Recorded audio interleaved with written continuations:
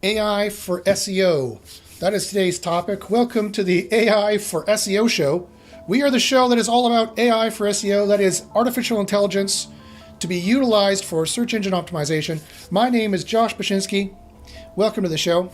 We had a bit of a break. I have with me my co-host Greg Bassani. Say hi there, Greg. Hey guys, how are you? Haven't seen you guys in a while. And Josh, how are you? I'm You're feeling better these days. I'm doing much better. Thank you for asking, my friend. How are you? Doing good.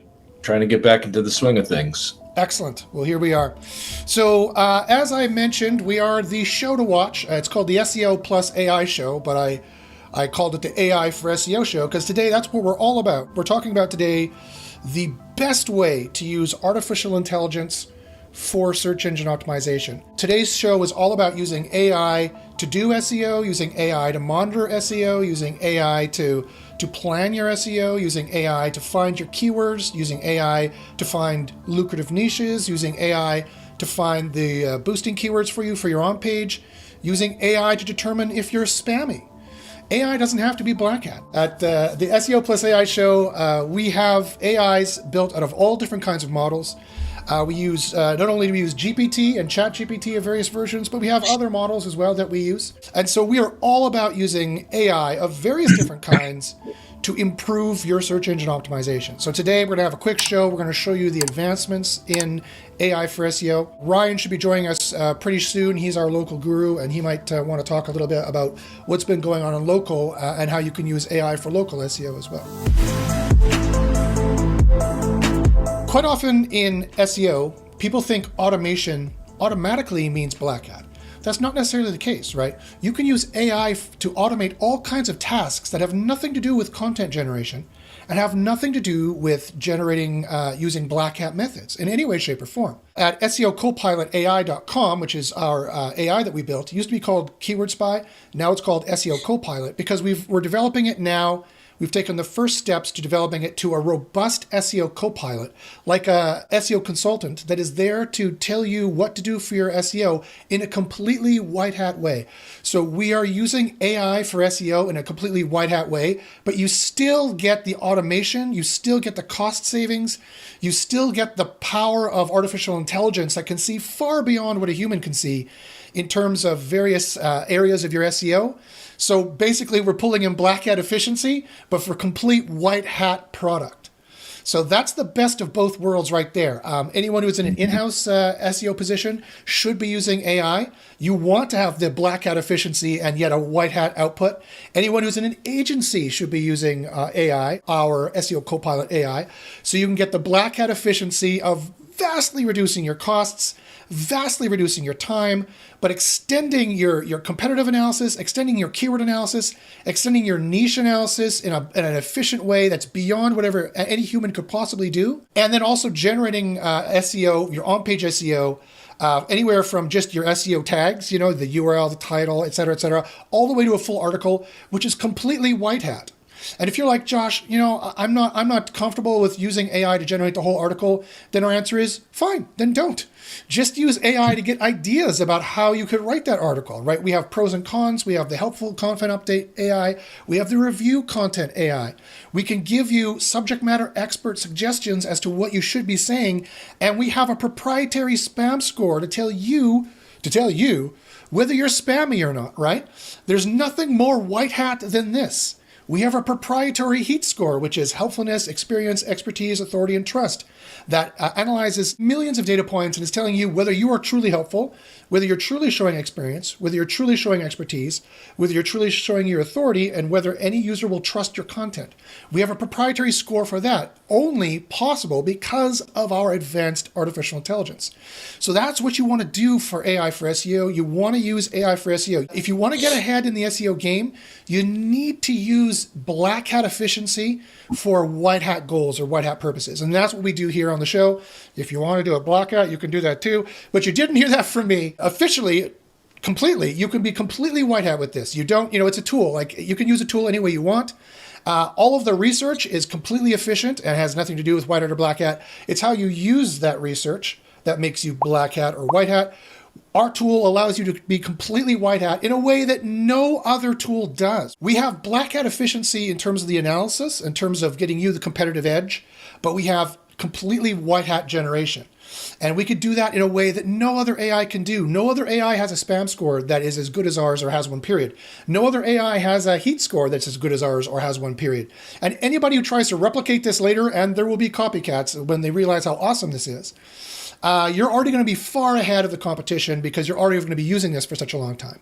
Hi there, Ryan. How you doing? Ryan's joined us. Hi, guys. What's up, Brian? Not much. I have a new camera now, so I'm like, it's HD. I gotta have a light still coming. But yeah, going pro. Awesome. He's going pro. And I can see the water Yeah. cooler in the background. You're clearly in your office there in your agency. Yeah, the living room office. The living room office. There we go. Fantastic. Okay, so just to finish my point, as I was saying, so let me quickly show you the advancements in our AI system. But before I do that, because Ryan just got here, I just want to give Ryan a chance to talk about what's going on in the local SEO field and how he's using AI for SEO. And then I'll show you the advancements that we have. Ryan, do you want to take it away? Yeah, guys. So it's been quite the wild times in local because there's been a massive shift on intent and searches, as you probably know. Intent is very important now. A great example I used to say is that a money term that we would target for used to be like, let's say, IT support services. The intent of that actually pulled up some businesses that offered it and, some directories.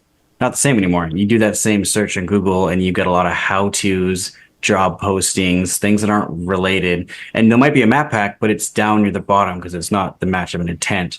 If you have a local business or you're managing local sites and you're noticing that you might still have some rankings, but you've lost leads, you're not on the right SERPs anymore because there's been a massive shift in where those money terms are. And chances are you probably got to dig deeper into your keywords and finding ones that the intent is that. Which means you got to have a good keyword discovery process. But 100%, that is a big factor. And I've had lots of conversations online with people facing that issue. Yeah, I mean, Google is also using AI for their SEO, so to speak. Google's using AI for rankings all day long. And they've changed their AIs recently along this new large language model, this LLM bandwagon, which that's what GPT is. Generative Pre-trained Transformer is a large language model. Google invented the transformer, and so, of course, their horse is in that race completely in having large language models. They had BERT, then they had Lambda, now they have PaLM 2, and Gemini. They just keep coming out with bigger large language models that are going to replace the quality raters. Google for years has used human quality raters to rate the quality of pages to determine what should rank where. And all they did was computerize the indications of the human quality raters. Now what they're doing is they're laying off these quality raters. Google just laid off a whole bunch of employees. And what they're doing now is they're having the AI determine what is quality and what the query intent is. So if you don't know what query intent means, this is what it means. When someone does a search query, that's what it's called, a search query.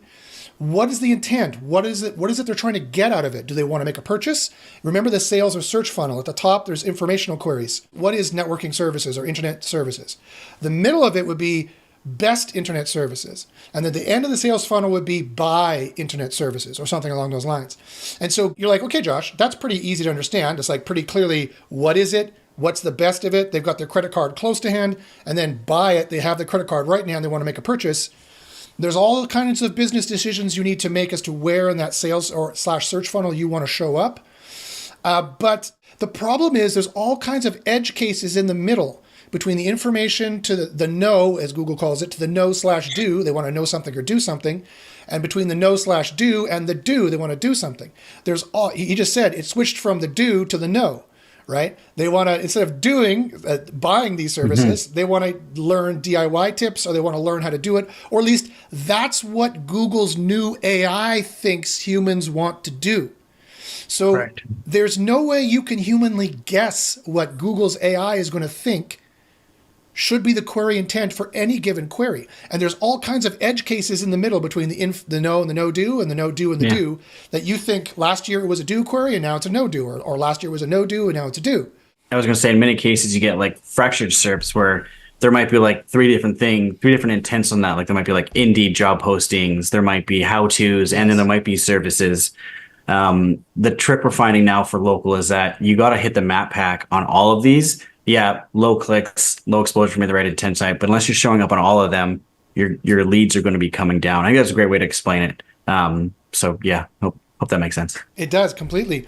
So again, as I mentioned, and Ryan just mentioned, as a business, you need to decide where in the sales search process you need to be.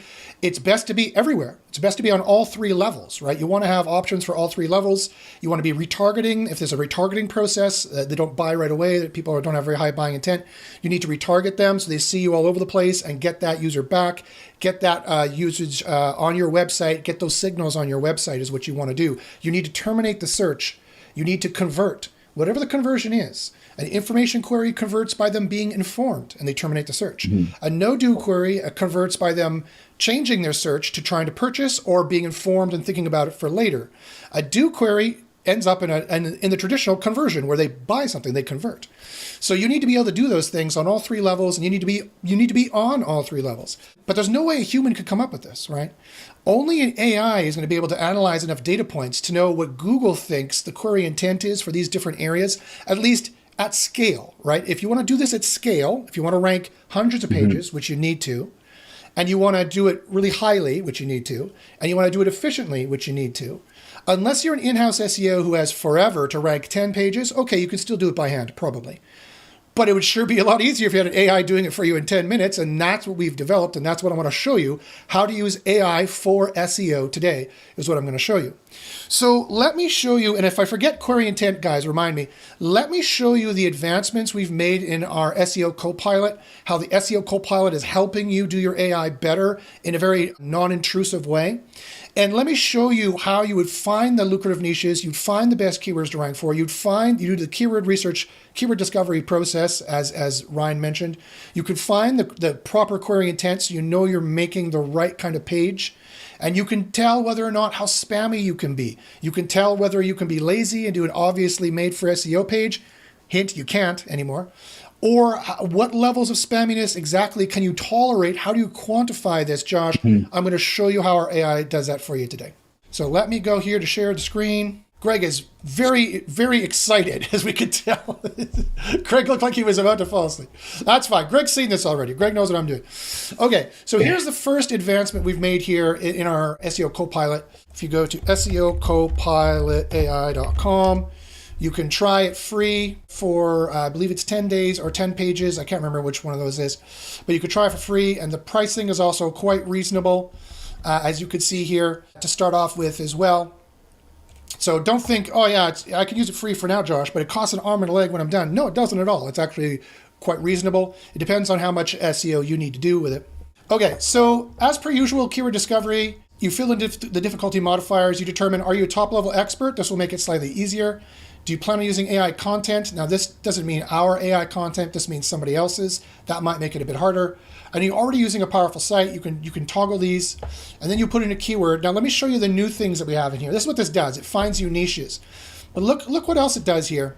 We have a new metric. So in our system, with hundreds of thousands of keywords, with millions of data points, we have been analyzing the rough amount of money you can make in a niche, the rough guesstimate. This is the highest keyword revenue ballpark. Now, it's just a ballpark, right? It uses some standard kind of calculations like a 1-to-2 ratio of CPC to revenue, which is what Google's chief economist actually put out, that it's a 1-to-2 ratio. For example, you spend $1 in CPC, on average, people are making 100% on that. They're making $2. So it's a 1-to-2 ratio that we use on the minimum level, a 1-to-4 ratio at the highest levels. Also, we modify the conversion rate that you might possibly get based on data. And we calculate with a rough ballpark how much money is behind at each niche. And you see, I can tailor it here, and it gives you a rough idea of how much money. Did you think there's money in Google Ads? Yeah, there's a ton of money in Google Ads. It doesn't mean you'll make this money. It just gives you a rough idea of the score, if you will, of how much money is behind advertising, or how much money is behind AI, or how much money is behind Midjourney, or how much money is behind products, generally speaking.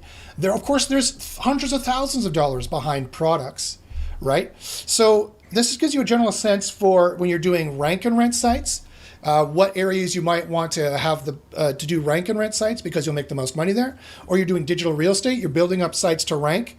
and you know that there's a lot of money behind these kinds of sites, this is where I would start to look for the keywords that are easiest to rank for, which we'll also show you by analyzing millions of data points and showing you a true metric of how easy it is to rank for a keyword. Not like Ahrefs, which if you watch past shows, we showed how Ahrefs' competitive analysis was complete garbage.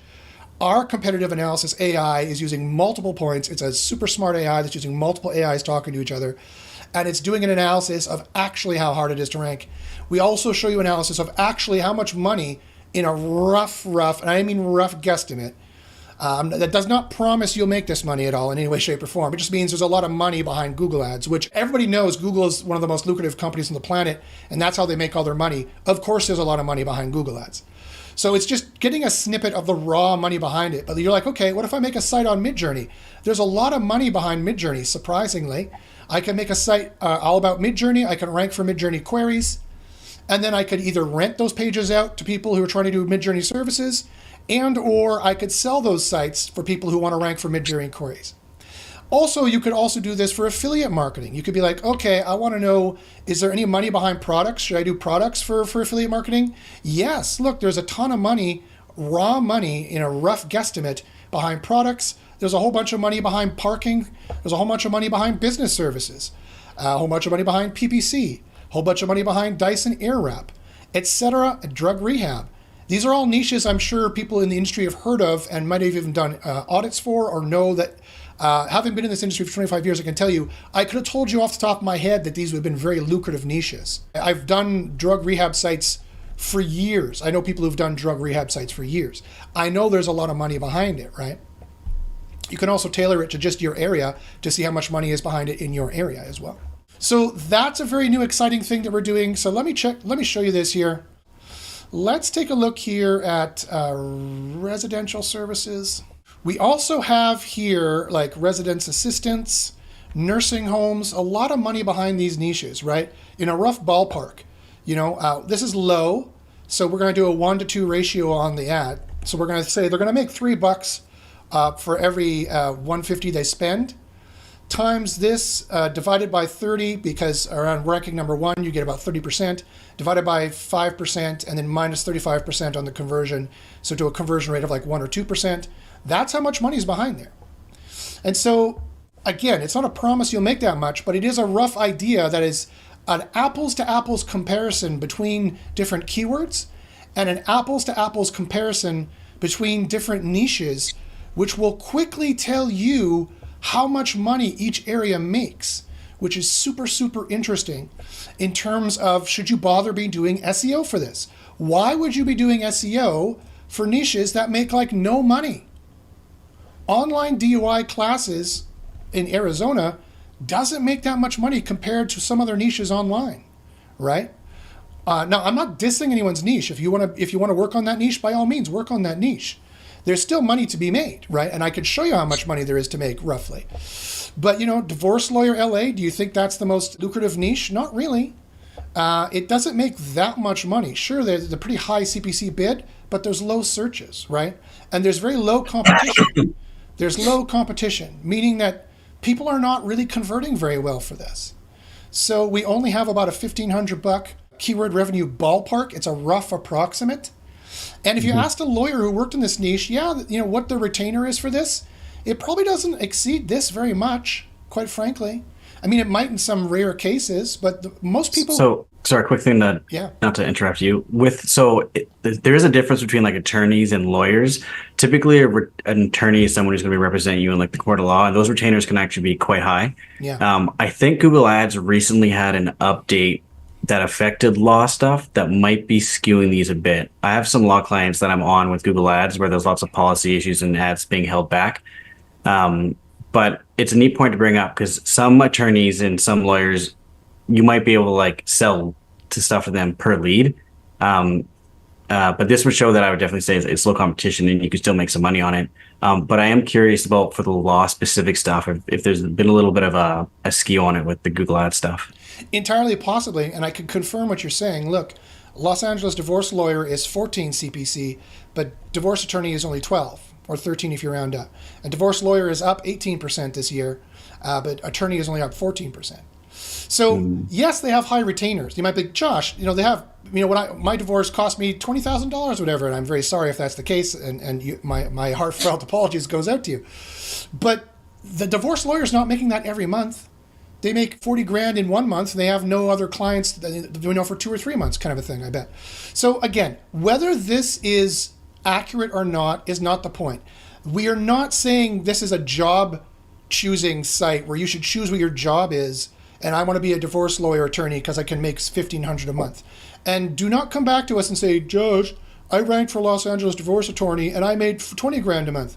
Well, great, good for you. This is a conservative, rough approximate that is an apples to apples comparison.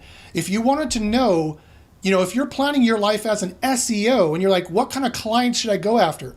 Should I go after divorce lawyers locally in LA? Or should I be going after parking? You should be going after parking because there's more money there on average, right? This is just a raw estimate of the averages. You should be doing Google ads or trying to rank for Google ads. You should be trying to rank for AI stuff, huge money behind that, which everybody knows. There's all kinds of other business services which make a lot more money because there's so many more millions of people looking for it. Like, take a look, there's some millions of people looking for things, right? In some of these areas, there can be a lot of people looking for these kinds of things. Like for parking, for example, it might not make anywhere near as much per CPC, but like for example, car park, parking spot, airport parking, LAX economy parking. There's 18,000 people looking for it, and it's got $4 a click, and it's up 34%. So that means there's a lot of money behind it, and Greg has worked in this niche for a very long time, and he will tell you that this number here, 2,800, as a rough approximate, is a little conservative, but it's pretty much accurate. Would you agree, Greg? Yeah, it's definitely conservative because if you're ranking number one, you're probably making 2 to 3x that. But I think it's better to be on the safe side and not lead people astray and get their hopes up. So exactly. That's why we went with a more conservative route. But yeah, that's a good baseline for sure. Yeah, and the point is that it's more about choosing as an SEO where you want to spend your SEO money. Do you want to go after divorce clients, or do you want to go after parking sites? Do you want to do rank and rent, or do you want to do client SEO? And if your client says, "Hey, I'm a divorce lawyer in LA," okay, you know what kind of money is involved there with the divorce lawyer, right? Not as much as if you have to choose between a divorce lawyer and a mesothelioma lawyer. There's way much more money behind this niche than there is behind this niche. And at the end of the day, it's just niches, man. For SEOs like us, for 25 years, it's just been this niche or that niche, just compare them. We don't really know anything about the niche anyway. We're not lawyers, so it's just like, what are we going to try to rank for? You should be trying to rank for the niches that can make you the most money. Whatever kind of SEO you're doing, even if your CEO comes to you and you do in-house SEO and they're like, we need to rank for ballet for adults. The answer is no, we should be ranking for products instead. Look at this. Just as a raw estimate, even if this is off by a factor of 100%, this is still 10 times the money than there is for this. So, just as an example, so if your boss comes to you and it's like, we need to rank for Dyson Airwrap versus let's rank for ballet for adults, you're like, no, let's rank for this one first. It makes us a lot more money. And you're getting your job security there. You're making more money for your client. You're making more money for your boss, for your company. You're making more money for rank and rent opportunities. You're making more money for digital real estate opportunities. So we are pretty much the only tool out here that gives you this kind of a AI assisted, AI intelligent estimate. There's a number of AIs built in here that are doing this work to get the keyword revenue ballpark. It's just a ballpark again, but you can use it as a general idea. And of course, hey, John, yeah, go ahead, Greg. Sorry, I was just gonna, before you get off this tab, just show quickly the wide net versus focused, because a lot of people have requested the wide net. Definitely casts a very wide net, and some people just don't want that, and they just want really close related keywords to that proceed. So, that's something that we're going to roll out as well. And it's cool. Yeah. For example, so for free SEO blog content outline, our AI generated 4,000 keyword ideas for you, right? And they are vaguely related to very closely related, right? There's a lot of them that are closely related, and they can also be vaguely related because it's casting a wide net, because that would be, there could be a gem keyword in here somewhere that you've never considered, and that's why it casts a wide net. But some people don't want that wide net. They want to be focused. They don't want our AI to enter in any more ideas. So it'll only take the ideas from Keyword Planner, and it will not broaden the search. It'll eat up, I don't know about the credits it'll eat up, but you have to do more searches here like this and put more ideas in. But if that's what you want to do, that's what you can do. I personally like the wide net because I don't mind seeing other ideas in here and siphoning through the data. For me, the kind of SEO I do, the more data, the better, because I'm trying to cast a wide net to find those gem keywords I would have never have thought of. But I do admit, sometimes you have to put in, whether you choose wide net or not, you have to put in various like parking, LAX parking, advertising, Google Ads, PPC. I had to put in a lot of different keywords here, like I put in photos, stock photos, AI, artificial intelligence, AI images, expensive products, expensive services, business services, residential services, basic products, luxury products. You can see my thought process of trying to cut into the segments of where the most money might be. And I knew that business services would have a lot of money. I'm surprised it makes so much more money than expensive services. But I mean, the AI might not know what I'm talking about, right? But business services had really good ones in here as well. And so speaking of which, if you're like, okay, Josh, great. I've done the research. I rolled up my sleeves. I put in all of the queries that make the most money. I got some really good revenue ballparks here, and just rough ballparks that are just an apples to apples comparison between these keywords and all this niche between any other niche. Now what do I do? Well, now what you do is you find the easiest niche to rank for that makes you the most money. That's why it's sorted by the final ROI. You sort by final ROI, and it'll take the most lucrative niches versus the difficulty, and it'll put it as a final ROI for you. And so you'll get like this one here, Setup LLC. It's down 10% this year, but people pay $28 and has medium competition. That's a 1-to-3 ratio at the very least. 8,000 people searching it. As a revenue ballpark, it's at 9,000 for a revenue ballpark, and it's only average difficulty, right? It's only plus 3% more difficult than every other niche in our system. And there are hundreds of thousands of niches in our system with millions of data points. And look how easy it is to rank for this. Nobody is optimizing for Setup for LLC, according to this, right? We got some big brands. We have some pages that are definitely focused on it that are 50% or higher. So you definitely have competition that are focused on it, but nobody mentioned it in this specific way, Setup LLC. They all went for a different keyword other than this. And that's what makes this keyword a complementary keyword that has maybe the same or a different query intent, which you need to analyze, but still not this exact same keyword. No one is optimizing for it, even though some pages are dedicated to it or very close to being dedicated to it, 50% dedicated to it. And no site here is dedicated to it. If you had a site to dedicated Setting Up LLC, you'd be really well positioned, and you used our system to find the boosting keywords, you'd be really well positioned to ranking for this keyword, I think. Okay, so that's the first one. Let me see if there's any questions here from anybody. Hey, Furman, hey, how you doing? Furman says, when are these additions going live to the Copilot platform? We're working hard to make sure that these are glitch-free before we release them. So it should be in the next few weeks for sure. I think we're very, very close. It could be even sooner than that. So watch for these coming out. Now, the next one I wanted to mention is our changes to our report screen. So first off, how does this work? Well, first off, you come in here and let's say you found, okay, Setup LLC. This is what I want to rank for. Setup LLC. I would put the keyword in there. That's your EMQ. That's your search phrase. Then what you do is you would select your location. It already tells us the average difficulty to remind you. I could say, okay, let's track a URL with this and give me the on-page score if I wanted. Let's do that here. Let's go Setup LLC. And let's use this Forbes article. And let's say this is my article, or at least I want to track my competitor's article. You could do that as well. So let's enter this in here. And I don't want to auto-generate the article. Now we have a bunch of advanced options. We've built a ton of new AI models for you.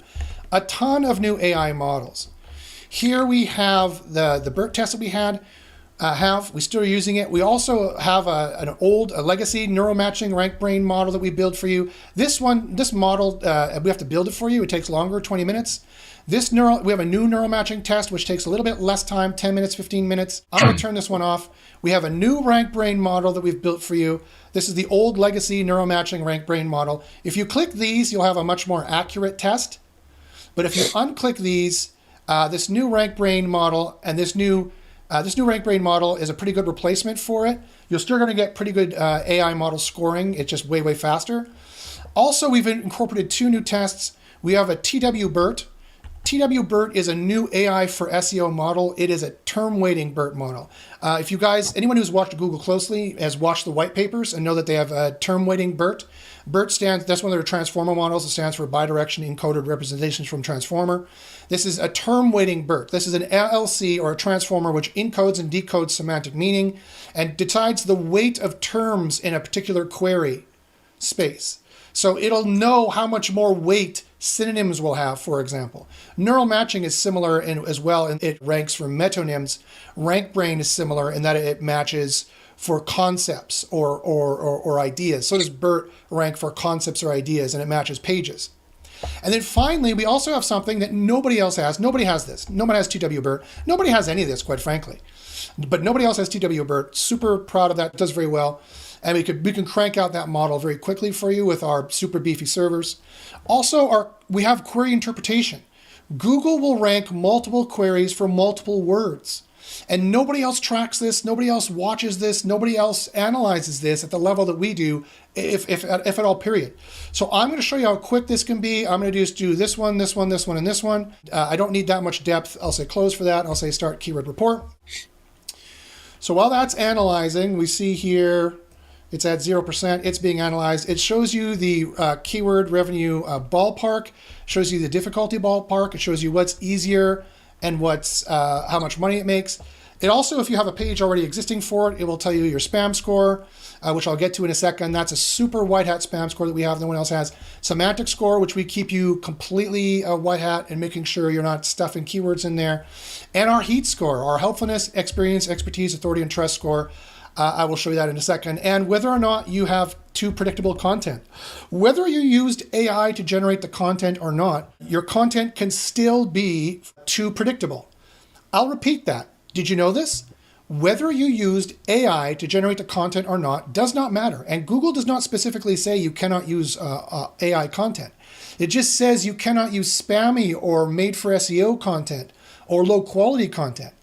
And so predictability of your words, of how boring your speech is one way of detecting all those things together, including AI content.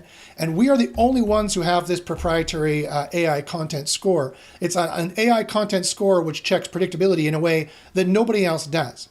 So when that's done, let me show you how the report looks.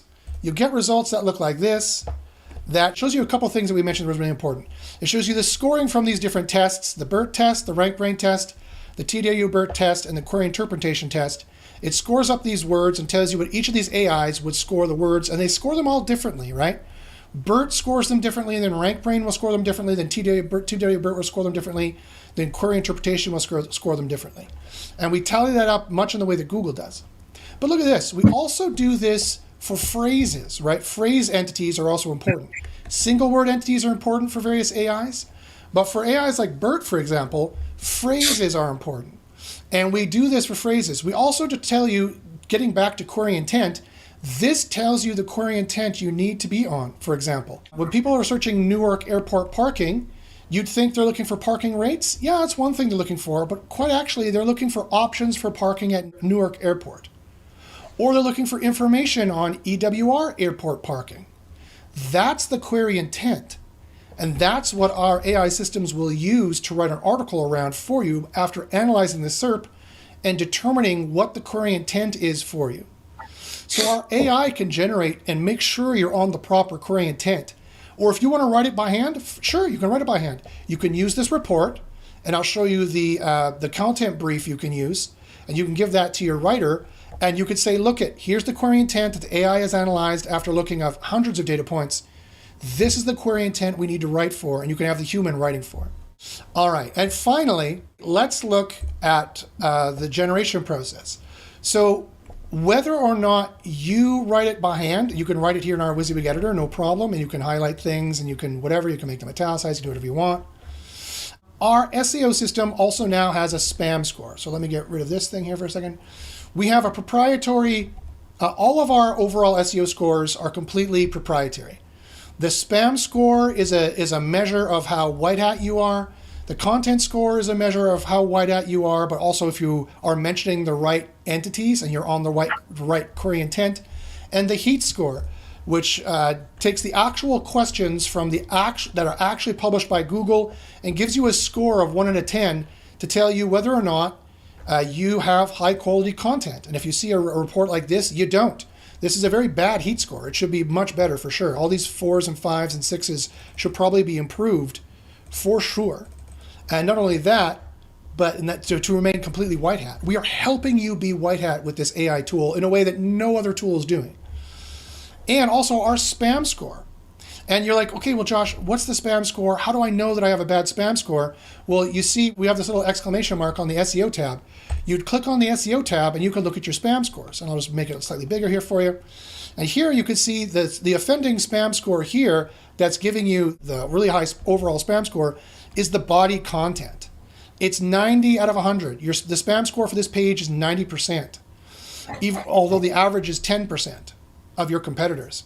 Right here, it's warning you, you do not have the query intent, you do not have the right content, it's not made for the user, it's made for SEO, you need to improve it.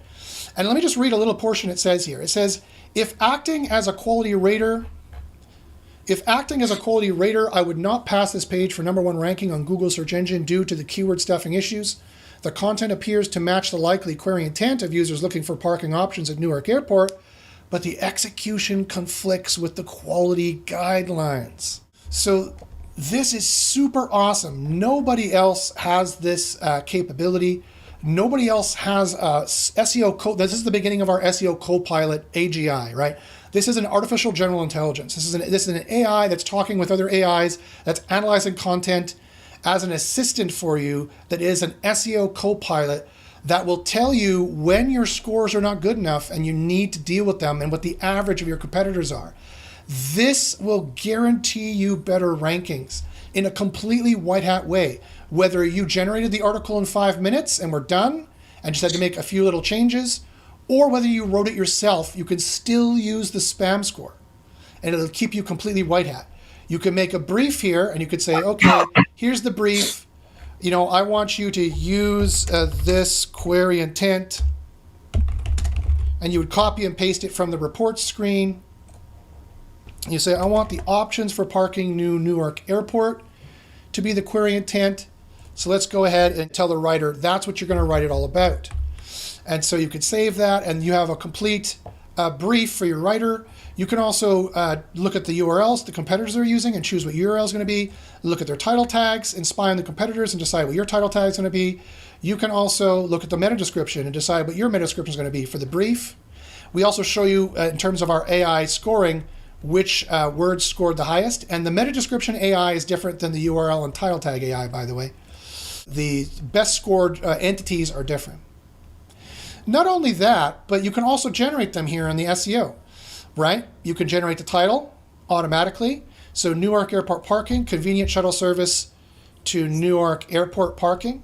All right, great. So you're like, okay. And then you can check to see, is this going to be too spammy or not? You can be like, okay, well, it's an SEO. I'm going to change this. I'm going to go, I want to stay on the query intent. So actually, I'm going to go and say, find options for parking at EWR Airport. So I'm getting those extra synonyms in there, right? That's what I'll do because Newark is, I believe it's EWR, isn't it? That's the airport code. And then after I'm done with this, I'm going to check the spam score. So I'll click this. It's still experimental. It could take, the AI needs to actually think about it. There's a couple AIs analyzing this, thinking about it, checking competitors, checking our models. So it could take a couple seconds to do this. And on the production, this is on the staging server, which is slower. On the production server, it will be faster. And eventually it comes up and boom, look at this. It says the spam score is 5 out of 5. It says the title incorporates the EMQ Newark Airport parking without repeating it, and it provides useful information for finding the parking at EMQ Airport, blah, blah, blah, blah. However, the title can be considered slightly lacking in specific selling points or perks that could make it more appealing. Additionally, the absence of a date signal means it does not assure the user about the content's timeliness, which could affect its perceived relevance. Overall, the title is straightforward and relevant, but with a missed opportunity for adding value and freshness. So we are protecting you. Now, ultimately, this is a little, I have to modify this. This is probably a little too draconian. The average is 4 to 5 though, so you have a lot of room here. It tells you what your competitor is at. What it's complaining about here is we don't have 2024. It wants the date at the end, for sure. It wants the date at the end. Yeah. That would make it a little bit better. Also, I might have used this example in the training set, which is another reason why I gave it such a bad score. That is entirely possible. So let me do the spam score again, now that I put the date in, and see what it changes. But at least you saw that the average was 4 to 5. And you know what the spam score is going to be for your competitors. So you know you can be less spammy than them. And knowing what the query intent is and knowing what's going to be less spammy is exactly what Ryan was talking about for what you need to watch for. Let me go back to the reports.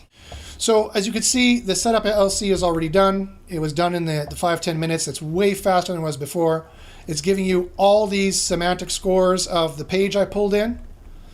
And it's giving you the average difficulty and the heat score for it already.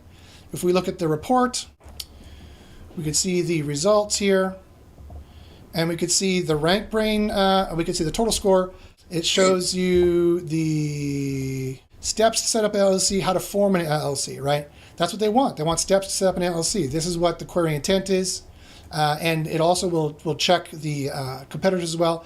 Also, it shows you the words. Company is a very important word that you might not have thought of saying at all, but it's a very important entity for the entity of setting up an LLC.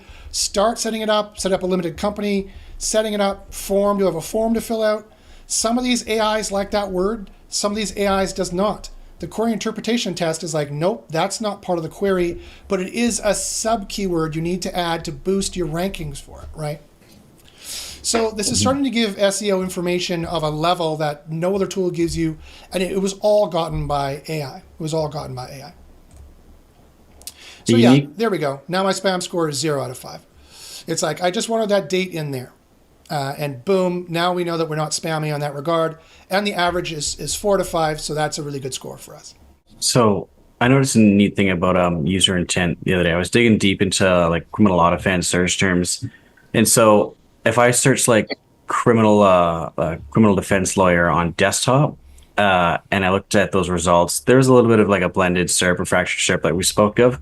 But when I did that same search on my mobile phone from that same area, I got results that were more like just firms to connect with. Now, a unique thing that I know about criminal law is that what happens typically is that, someone gets arrested for a DUI, anyway, they get arrested over the weekend, they get out on Monday. The first thing they do is they grab their phone, they search, and they want to call a lawyer. And I'm wondering if Google shifts intent depending on the device because the behaviors can slightly vary. Yes, exactly. That's exactly what Google will do. If you have your phone in hand, you're ready to call somebody. It's going to shift you down to the more navigational end of the search, right? So that's another, I'm so glad you brought that up. That's another really important idea to keep in mind when you're choosing what keywords to go for and what the query intent for this keyword might be. If you want to rank for the mobile ranking, you might want to shift to maybe, sometimes it's informational, you might want to shift to a more navigational search, especially in the local areas where they're going to call right away. They're going to call the lawyer, they're going to call the roofer, they're going to call the plumber. Those are going to be shift to more navigational. And our AI can help you analyze those kinds of things. SEO is not getting easier, right? SEO is not getting any easier. You need to use AI for SEO to analyze these things. And you can still do it completely white hat using an AI system to help with your search engine optimization.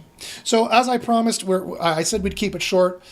Greg and Ryan, do you guys have any final thoughts you want to mention before we sign off? I would say the biggest thing, I guess, that's making harder is that the ability to accurately spoof signals is tough when you don't have tools like this at hand. So if you're not getting with the trend, get with it for sure. because there's more information online for Google to evaluate and consider than there ever has been before. Something I was thinking about the other day is that back in early 2000s, not everyone had a LinkedIn, not everyone posted when the job changed, not everyone even posted about the personal life stuff.